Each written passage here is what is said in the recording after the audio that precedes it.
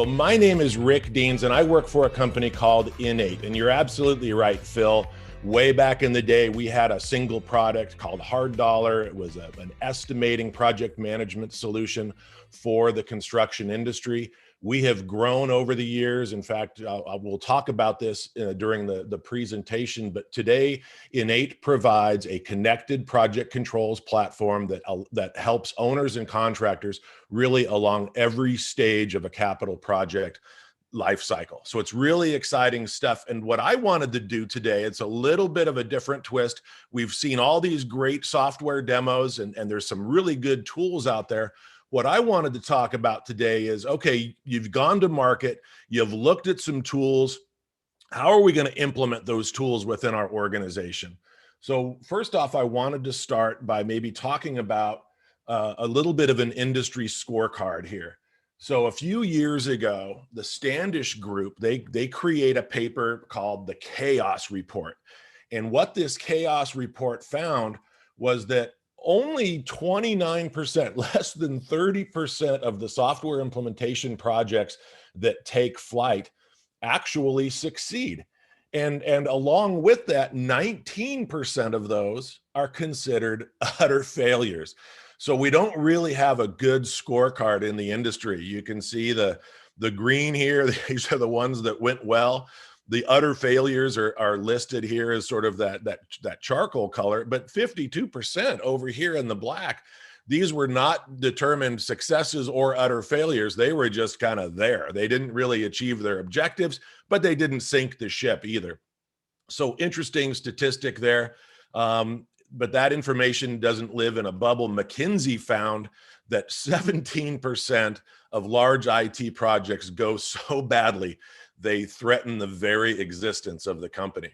So how do we reconcile this with the fact that in the construction industry today, and this is being borne out by all of the presenters that you've got, Phil, that we're in the middle of a digital transformation era. You know, as Ron pointed out in the last presentation, construction industry has been slow to adopt technology, slow to adopt tools, but it's happening, and it's happening at a greater pace right now.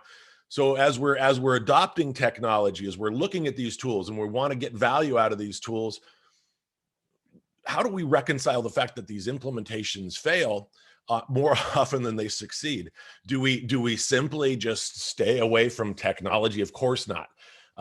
You know, the future, as it says there on the slide, the future does not belong to the timid, right? We got to take risks. We got to go out there and we got to try to improve our businesses. But what I was hoping to do is weave together some industry best practices and perhaps even more, just as important is lend some of my firsthand experience, having been in the industry for over 2 decades, working with Fortune 5 companies, as well as mom and pop, small to medium-sized businesses. There are some common threads that I've certainly seen that tie together those implementations that don't go so well. And certainly there are some common characteristics of those implementations that go really, really well. So let's take a look and see if we can identify some of these trends here.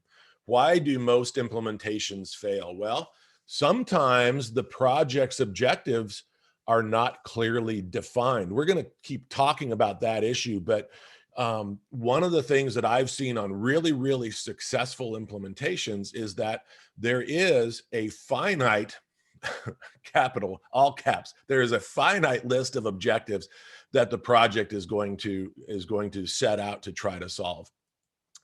You know, one of the most important roles in any sort of project is, I call it a gatekeeper role.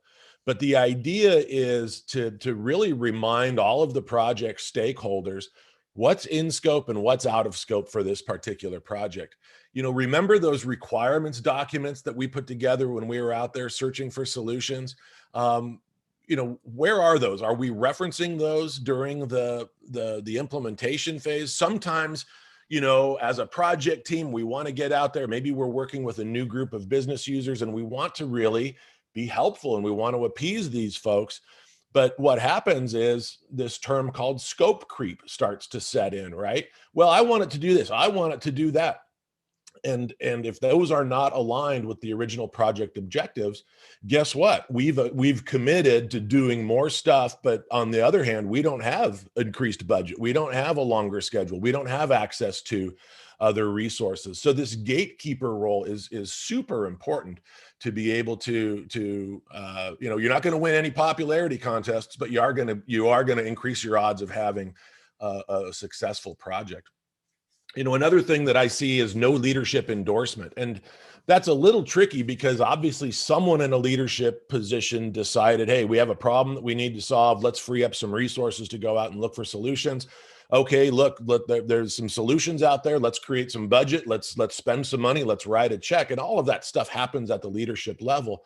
But do those folks just then turn their backs on the project, or do they stay involved? And we'll talk about that a little bit more in a minute as well. One of the worst things that can kill a software implementation is just the lack of business adoption. We think we've done everything right. We did a charter statement. We had stakeholder meetings. We got the stuff installed, or if it's a cloud-based solution, we distributed logins to everybody. We've done all this infrastructure stuff, and we roll it out to the business, and they're not taking the bait. Well, why is that? Maybe we didn't have alignment on established business processes to begin with. And we see this all the time with those enterprises that grow rapidly through acquisition.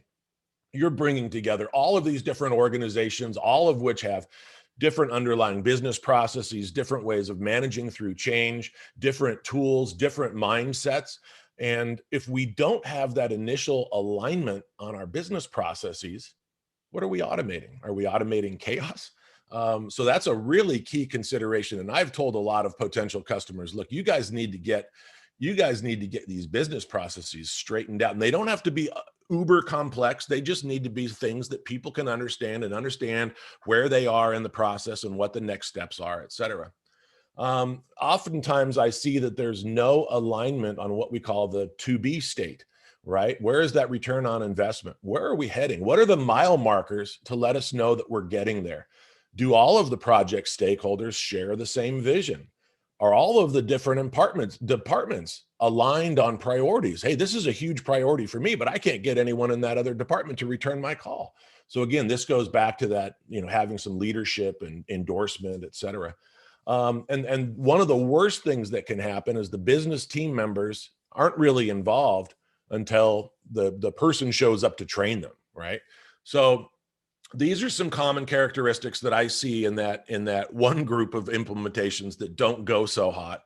And let's talk about maybe some risk mitigation strategies that we can put together. So on our next project, whether you're implementing InEight tools or someone else's tools, you can give this some thought and maybe get out ahead of some of these things before they clobber you on the head.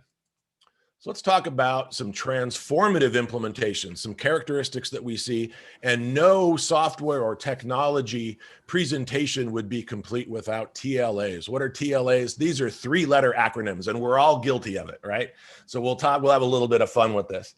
But we talked about having poorly defined project objectives. One of the things that is really kind of starting to take some legs in the industry is OCM, organizational change management. And the way I define that in 30 words or less is, you remember, I'm dating myself, right? Because, and Phil, you maybe are familiar with the experience of walking into a mall, right? And for those younger folks, a mall was an indoor shopping center, usually several stories high, and it covered a lot of acreage. And you go in there to visit a certain store. I want to find the shoe store, right? And you're overwhelmed, right? All these stores, you don't know where it is. And you walk up to this directory. And the 3 most important words on that directory are, you are here, right? And had a big arrow and a circle. And it showed you where you were relative to the entire layout of the mall. It's so important. Why are we here? Why are we doing this? What are the project objectives? My spreadsheet works just fine. It's like watching a parade. If you have a spot on the street and the marching band goes by, that's great. You're seeing that everything's fine. But if you're looking at the parade as a business leader, from the rooftop looking down, you can see how everything unfolds. You can kind of see what's happening in the future. And we need to communicate that to folks. Why are we doing this project? Another TLA that I like is MVP. Let's strive for some low-hanging fruit. What is the minimum viable product that we can put out that's going to help us achieve our business objectives, get some traction? And a lot of these projects, everyone wants to go out, and I use the term boil the ocean, right? We're going to do so much stuff and it's going to be this big bang and we're really going to kick some butt with this. Well, let's not try to boil the ocean. Instead, let's look for some quick wins that can build some momentum, right? I realize that's a 2-letter and it's really more of an abbreviation than an acronym, but hopefully the group today will let me slide with that one. Have an executive sponsor. We talked about that earlier, but don't just have them write a check and turn away. Help them drive the message home, okay? And keep them involved throughout the process. And I realize a CEO or a COO or a president of an organization isn't going to be able to attend every meeting, but written communications, maybe there could be a quick little video snippet that explains from this business leader's perspective why this is so important. And maybe that could be shown at the beginning of all these workshops and all these meetings, right? Involve your business early. I'm going to say that again. Involve your business early. The TLA here is SME, subject matter experts. Give me your best and brightest folks who are respected within the organization and understand how the business operates. There's a real tendency, if you take one thing out of this presentation, take this piece out. A lot of times we want to shield our best and brightest. Oh, we don't want that person getting sucked up in that thing because they're the go-to person for A, B, C, and D. And you know who they are within your organizations, right? They're the ones that, everyone is lined up at their desk and asking questions. How do I do this? How do I do that? How do I push this through? Those are the folks you want on the implementations, okay? There's a real tendency to shield them and protect them and not to let them get sucked up. But give me your best and brightest folks. Give me folks that are respected and understand the business, and we will put a winning solution in place, okay? Don't lose sight of your ROI targets, return on investment, right? We said the tool was going to help us reduce the time associated with this, increase this percentage from this to that. Let's track those things. Let's measure those things. And when we're hitting those ROI targets, let's communicate that out throughout the organization so people get behind this. Reference my Mo comment earlier. The software should really support and enable established business processes, okay? Do we have established business processes? No. Go back to step one, get some business processes. They don't have to be uber complex, just things that people can understand and communicate.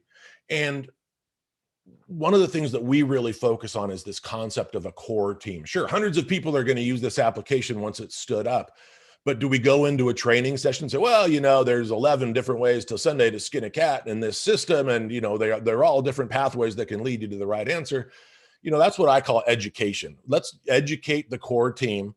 Let's show them all the things that the software can do, but then let's make some decisions with that core team. Let's turn off some functionality, or that's phase 2 stuff. Again, we're not going to go out and boil the ocean. Let's get some wins. These core team members should be the folks that are really driving the decisions, and they should come from the business. And then when you do establish a pathway through some of these software tools are pretty comprehensive and they're configurable. Once we've decided what that pathway is going to be, when we get to training, don't just show them how the keystrokes work. Remind them, this is why we're doing this project. This is why we've decided to do things a certain way. Let's break it down into role-based solutions. Who is going to be responsible for these key functions? And let's weave that into the training. And this is all separate messaging from the how do I do the keystrokes and how do I maintain the data and the tools, et cetera. Seek out and leverage industry best practices. If you haven't implemented a tool set like this before, reach out, find some people. The vendor you're working with can probably put you in touch with people that have gone on that journey and can share some tips and tricks with you, okay? And what works for them may or may not work for you, but expose yourself to that kind of stuff. And don't stop. There's my last TLA of the day. Create a center of excellence. Strive for continuous improvement. Once you've achieved your initial objectives, keep working on it, because through that continuous improvement and listening to your users and making those tweaks, and if we've done this right, we've left a little room for some of that user feedback, right, that we can weave back into our solution. Continuous improvement is going to result in lasting value and further business adoption of the tools. and it's not on my list, but it's okay to have a little fun with these projects too, right? Sometimes when I go into organizations, this is the first time in years that some of these people have worked with each other. So leverage that, have some lunches, take people out for happy hour, and really have some fun with it. Nothing wrong with that.